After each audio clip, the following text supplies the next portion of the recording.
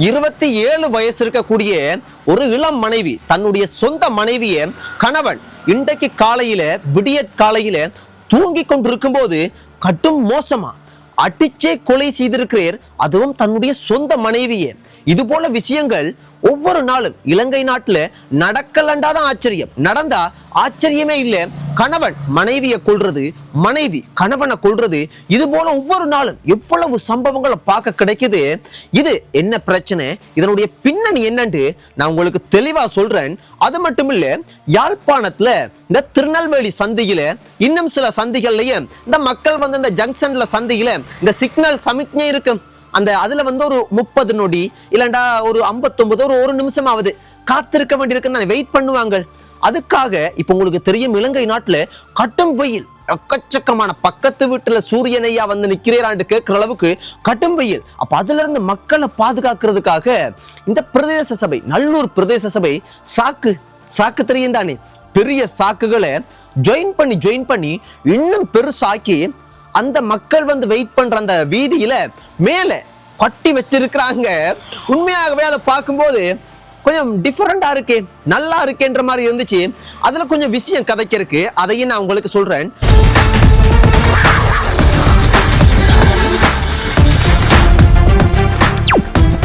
முதலாவது, இந்த மனைவிய ஏன் கணவன் கொலை செய்தீர், என்ன விஷயம்ன்றதை நான் உங்களுக்கு தெளிவா சொல்றேன்.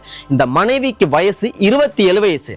இவங்க வெளிநாட்டுக்கு வேலைக்கு போயிட்டு இப்போ ஒரு 2-3 மாசத்துக்கு முதல் தான் நாட்டுக்கு வந்திருக்கிறாங்க. நாட்டுக்கு வந்து தன்னுடைய கணவன் வீட்டுக்கு வந்துட்டு அவங்களோட மாமியார் வீட்டுக்கு போய் இருக்காங்க. பெருசா எந்த ஒரு பிரச்சனையும் நடந்தது போல விசாரணைகள்ல வந்து போலீஸ் சொல்ல இல்லை.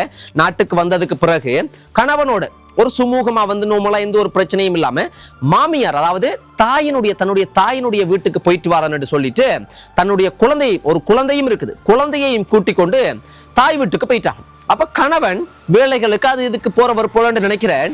போனதன் பிறகு மனைவி சில நாட்களா வரவே இல்லை, கால் பண்ணாலும் நல்ல ரெஸ்பான்ஸ் பண்றது இல்லை, பெருசா ஒரு உறவுல இருக்கிறது போல வந்து கணவனுக்கு தோணை இல்லை. அதே போல கணவனுக்கு சில ஆட்கள் வந்து சில புகார்கள் வந்து சொல்றதை எல்லாம் கேட்டுட்டு கணவன் மனைவியை கூட்டிட்டு வர்றதுக்கு மாமியார் வீட்டுக்கு போய் இருக்காங்க. அப்ப அந்த மாமியார் வீட்டுல இருக்கிற ஆட்கள் எல்லாம், அங்க இருக்கிற மக்கள் சில ஆட்கள் இந்த கணவன்ட்டு உன்னுடைய மனைவி தவறான ஒரு நபரோட திரியிறாங்க, தவறான தொடர்புல இருக்காங்கன்னு சில விஷயங்களை சொல்லி இருக்காங்க. ஆனா இது உண்மையா பொய்யான்றது ஒரு பக்கம் இருந்தாலும் இந்த ஊர்ல இருக்கிற ஆட்களுக்கு வந்து கூடுதலா ஊர்ல இருக்கிற ஆட்கள் இன்னொரு குடும்பம் நல்லா இருந்தா அவங்கள நாசமாக்குறது, நாசமா போனா அதை இன்னும் நாசமாக்குறது, இது போல விஷயங்கள் செய்யறதுடா அவ்வளவு பேராசை என்று சொல்லலாம், அவ்வளவு வந்து விருப்பப்படுவாங்க.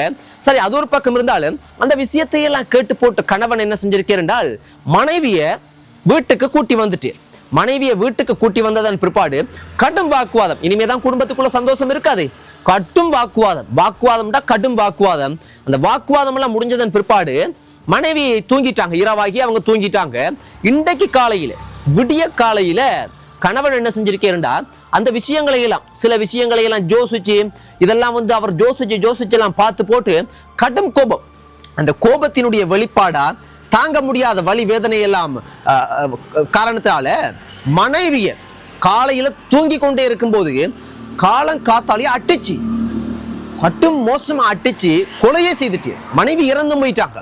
இது போலீஸுக்கு இந்த விஷயம் தெரிய வந்து போலீஸ் கணவனை கைது பண்ணியிருக்கிறாங்க.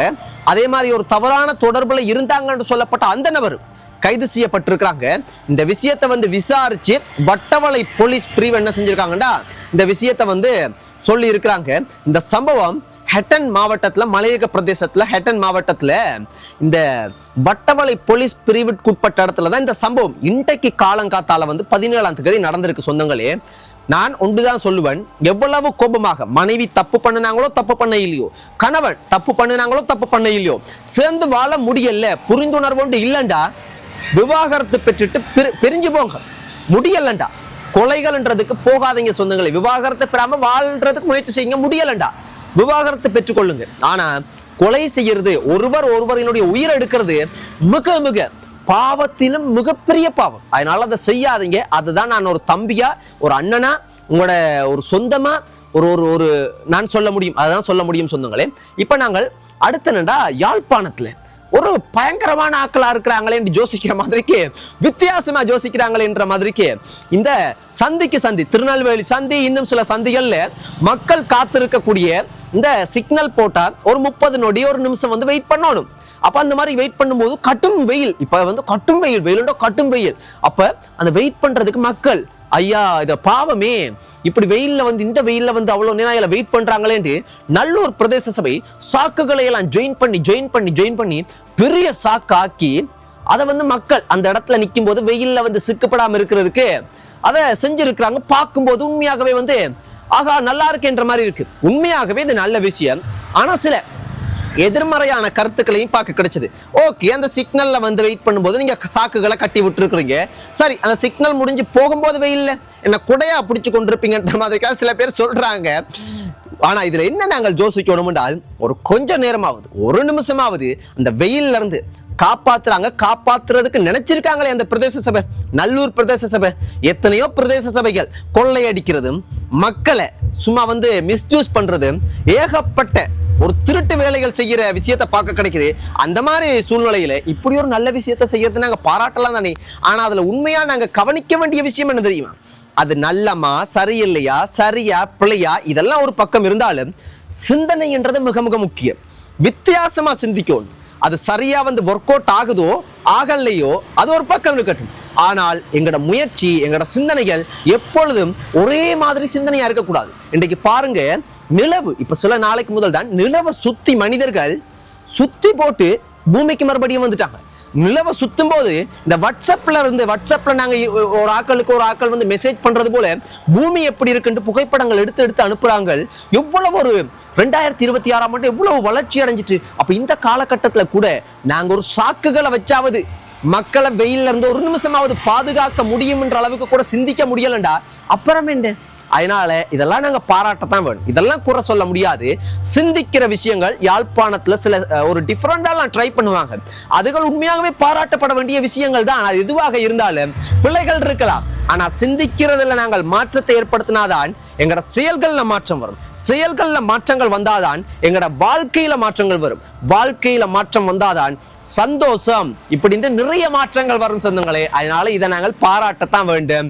உண்மையாகவே யாழ்ப்பாணத்துல சில விஷயங்கள் வந்து சில வித்தியாசமா தான் சிந்திக்கிறவங்க. அதுக்காக நான் மற்ற மாவட்டங்களை குறை சொல்லல, மட்டம் தட்டல, எல்லாருமே சிறந்தவர்கள் தான். ஆனால் யாழ்ப்பாணத்துல சில வித்தியாசமான விஷயங்களை பார்க்க முடியும். இதையும் பார்க்க கிடைச்சது சொந்தங்களே. அதே போல இந்த 2-3 நாட்கள்ல வந்து இது 2-3 நாட்கள் நான் சொல்ல வாரது விபத்துக்கள்ல இறந்து போன விஷயத்தை இல்லை. அதே போல நிறைய கொலை சம்பவங்கள் இப்படி எக்கச்சக்கமானது பார்க்க கிடைக்குது. அதுகள்ல இறந்து போன விஷயத்தை நான் சொல்ல வரையில 2-3 நாளையில மட்டும் இந்த கடல்ல குளிக்க போய், ஆத்துக்கள்ல குளிக்க போய், இந்த பாதுகாப்பு இல்லாத குளங்கள்ல குளிக்க போய் முக்கியமா இளம் பிள்ளைகள், ஆம்பளாக்கள், பெண்கள் அப்படின்லாம் கிட்டத்தட்ட 2-3 நாள்ல மட்டும் இலங்கை நாட்டுல 20க்கும் அதிகமானவங்க இறந்து போயிருக்கிறாங்க. நீங்களே பார்த்திருப்பீங்க. இப்ப 2 நாளைக்கு முதல் ஒரு குடும்பமா குளிக்க போன சமயத்துல அப்பாவை காப்பாத்துறதுக்கு தன்னுடைய ஆம்பளை பிள்ளைகள் ஒருத்தரா வந்து காப்பாத்துறதுக்கு போய் கடைசியில 3 ஆம்பளை பிள்ளைகள் வந்து உயிரிழந்துட்டாங்க. ஆனா அப்பா காப்பாற்றப்பட்டுட்டே, காப்பாற்ற போன பிள்ளைகள் இறந்து போயிட்டாங்க. இப்ப உண்மையாகவே அதெல்லாம் பார்க்கக்குள்ள ஒரு மோசமான ஒரு கவலையான உணர்வு ஏற்பட்டது. ஆனா இது போல நிறைய மக்கள் வந்து உயிரிழந்திருக்காங்க. இதுல நாங்கள் கவனிக்க வேண்டியது ஏன் உயிரிழந்து போறாங்கன்ற காரணத்தை பார்க்கணும். காரணம், முக்கியமான காரணம், இந்த நாங்கள் குளிக்கணும்னா கடற்கரையில வந்து அரசாங்கத்தினுடைய அதிகாரிகள் மக்கள் வந்து குளிக்கிறதுக்குன்ற ஒரு இடம் ஒன்று கடற்கரையில ஒதுக்கி இருப்பாங்க. அந்த இடத்துக்குள்ள நாங்க குளிச்சு ஏதாவது நாங்கள் வந்து ஆபத்துல சிக்கினா அதுல காப்பாத்துறதுக்கு அரசாங்கத்தால் நியமிக்கப்பட்ட பயிற்சி பெற்ற சிறந்த நபர்கள் இருப்பாங்க. உடனே ஓடி வந்து எங்களை காப்பாத்துவாங்க. சம்டைம்ஸ் தான் நாங்கள் காப்பாற்றப்படாம உயிரிழக்கிறதுக்கு சந்தர்ப்பம் இருக்கு. அதே போல அதுல வந்து நாங்க அந்த மாதிரி இடங்கள்ல குளிக்கணும். 1.